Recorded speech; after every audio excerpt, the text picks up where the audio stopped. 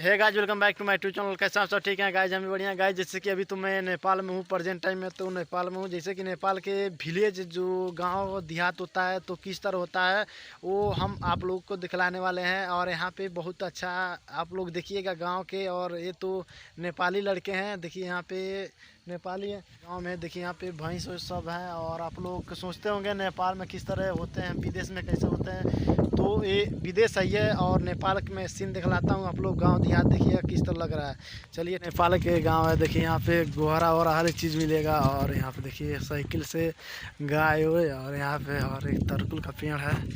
यही सब है जो इंडिया में रहता है उसी तरह यहाँ पे भी है, नेपाल में भी।